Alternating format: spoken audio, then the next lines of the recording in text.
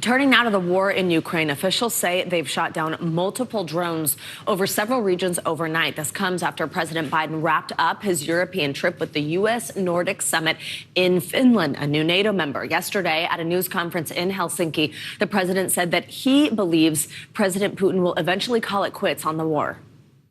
Putin's already lost the war. Putin has a real problem.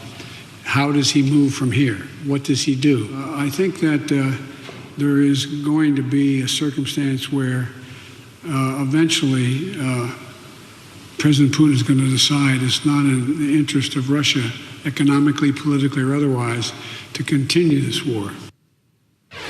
Joining us now is NBC News foreign correspondent Kelly Kobayea and senior fellow and military expert at Defense Priorities, Lieutenant Colonel Daniel Davis. Good morning to both of you. Thank you very much for joining us. We just heard that we played the sound of President Biden saying he believes Russia has already lost this war. This was essentially an answer to a question from a reporter saying, hey, you know, if Ukraine cannot join NATO until the war is over, does it keep it going? And Biden says, well, Russia's already lost.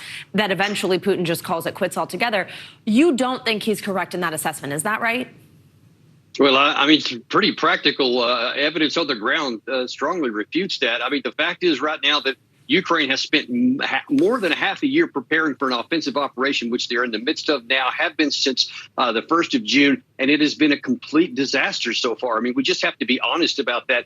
They have not made a single objective that they had set out for themselves trying to get to the Azov coast. And in fact, they've lost almost 40% of their troops trying to even get to the first line. And so that does not augur well for any kind of attempt to get rid of the Russian forces, which are in at least 17% of the country. But separately, the general of the U.S. Air Force in Europe on Monday in London said that we are dangerously low on our weapons and ammunition across NATO, not just ours, and that we don't have enough ammunition to continue this pace up. So right now, everything is going against the Ukraine being able to continue this operation and not against the Russians, I'm afraid. Yeah. Kelly Kobayea, Lieutenant Colonel Davis, thank you both so much for joining us this morning.